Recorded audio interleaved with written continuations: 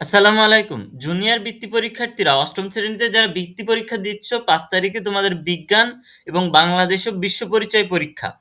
২ টা পরীক্ষা, ২ টা পরীক্ষা তোমার মিলে ১০০ মার্ক। অর্থাৎ আগে ৩০০ মার্ক হয়ে গেছে আর এখন আর ১০০ মার্ক বাকি আছে। আজকে তোমাদেরকে তোমাদের যে সাধারণ জ্ঞানের তোমার যে বিজ্ঞানের উপরে যে প্রশ্নগুলো আসে সে থেকে জ্ঞানমূলক, অনুধাবন এবং সৃজনশীল প্রশ্ন সাজেশন দিয়ে দিচ্ছি। এইগুলো যদি তুমি পড়তে পারো তুমি ইনশাল্লাহ ভালো করবেই করবে। দেখো, ১ নম্বরটা হচ্ছে শ্রেণীবিন্যাস কাকে বলে? ২ দ্বিপদ নামকরণ কি? এই ২ টা কিন্তু মোস্ট ইম্পর্টেন্ট। শ্রেণীবিন্যাসের জনক কে? সিলেন্টেরন কাকে বলে? প্রাণীজগতের বৃহত্তম পর্ব কোনটি? হিমোসিল কি? এটাও গুরুত্বপূর্ণ। ম্যান্টল কাকে বলে? সিলোম কি? এটা 5 স্টার দিয়ে রাখো, এটা আসে, দেখা যায় আসতে। অরীয় প্রতিসম প্রাণী কি? ভ্রূ- ভ্রূণস্তর কাকে বলে? এরপর নেফ্রিডিয়া কি? এটাও আসে। পেস্ট কি? তারপরে অন্তঃপরজীবী কি? নটোকট কি? এটাও কিন্তু আসে। এই 14টা যদি তুমি পড়তে পারো এর ভিতর থেকে 2-3টা তুমি কমন পাবা ভাইয়ারা। দেখো, এরপরে আসি অনুধাবনমূলক প্রশ্নে। স্কাইফাকে স্পঞ্জ বলা হয় কেন? ব্যাখ্যা করো। এরপর মিডোব্লাস্ট সংবলিত প্রাণীদেরকে সাগরের সৌন্দর্য বলা হয় কেন? দেখো, এখানে উত্তরও দেওয়া আছে, তুমি উত্তরগুলোও ভালোভাবে পড়ে নিবা, ঠিক আছে? দেখো, হাইড্রাকে দ্বিস্তর প্রাণী বলা হয় কেন? এটাও গুরুত্বপূর্ণ। সমুদ্র শশাকে অরীয় প্রতিসম প্রাণী বলা হয়, ব্যাখ্যা করো।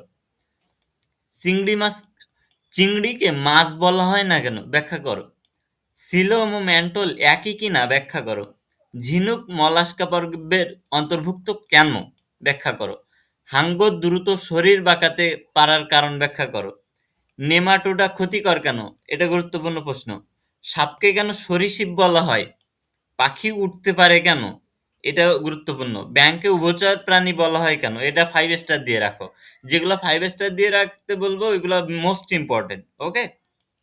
এরপরে আসি, হাইড্রাকে দ্বিস্তর প্রাণী বলা হয় কেন? এগুলো তো দেখলাম। এরপরে তোমাদের হচ্ছে যে প্রশ্ন, প্রয়োগ ও উচ্চতার দক্ষতামূলক প্রশ্ন, এগুলো একটু দেখে নাও। গ আর ঘ, আগে তো ক আর খ দিলাম, এখন গ আর ঘ একটু দেখে নাও। যে এক্স, এক্স মানে কি? এই যে এক্স, এইখানে যে চিহ্নটা করা আছে এটা ওই প্রাণীটা কোন প্রাণী? দেখছো সাপের মতো, তাই না? তাহলে তো এটা সাপ, তাই না?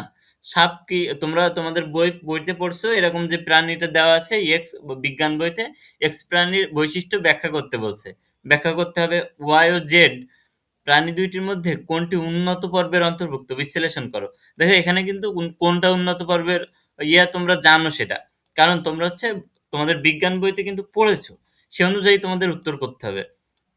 এরপর দেখো, এই যে চিত্র ১ প্রাণী যে পর্বের তার সাধারণ বৈশিষ্ট্য ব্যাখ্যা করো। যে প্রজাপতি কোন পর্বে সেই পর্বের বৈশিষ্ট্য ব্যাখ্যা করতে হবে। উদ্দীপকের প্রাণীদ্বয়ের স্বভাব ও বাসস্থানের তুলনামূলক বিশ্লেষণ করতে বলছে। এরপর নিচে এসে দেখি এই যে পি প্রাণীর বৈশিষ্ট্য ব্যাখ্যা করো। পি প্রাণী কোনটা? প্রজাপতি। কিউ আর প্রাণী একই উপপর্বের হলেও একই শ্রেণীভুক্ত নয়। এই ঘ নম্বর কিন্তু মোস্ট ইম্পর্টেন্ট, ঠিক আছে? এরপর প্রাণীটি কোন পর্বের? এই প্রাণীটি কোন পর্বের? কেঁচো দেখা যাচ্ছে, কেঁচোর মতো দেখা যাচ্ছে। বি ও সি প্রাণীদ্বয়, বি এই যে ব্যাঙ, আর সি হচ্ছে দোয়েল পাখি, প্রাণীদ্বয় কি ভিন্ন শ্রেণীভুক্ত? বিশ্লেষণ করতে হবে তোমাকে, ঠিক আছে? এরপরে আসি, উট, ঝিনুক, কুমির, কেঁচো, ব্যাঙ, কাকড়া। কলাম বি এর, কলাম বি মানে এই পাশে যে ঝিনুক, কেঁচো, কাকড়া, বি এর প্রাণীটি বৃহত্তম পর্বের অন্তর্ভুক্ত, তার অর্থনৈতিক গুরুত্ব ব্যাখ্যা করো। অর্থাৎ এই যে কাকড়া, কাকড়া হচ্ছে কি বৃহত্তম পর্বের অন্তর্ভুক্ত এবং তার অর্থনৈতিক গুরুত্ব ব্যাপক। কলাম ই এর প্রাণীগুলো একই পর্বভুক্ত হলেও একই শ্রেণীভুক্ত নয় এইগুলা। উট, কুমির, ব্যাঙ বিশ্লেষণ করতে বলছে। এরপর শামুক, তারা মাছ, মাগুর মাছ এর বৈশিষ্ট্য দিয়ে ব্যাখ্যা করতে বলছে। এরপরে দেখো, চিত্র ১ ও ২ এর মধ্যকার বৈসাদৃশ্য ব্যাখ্যা করো। চিংড়ি আর এই পাশে আর একটা মাছ দিয়ে দিয়েছে।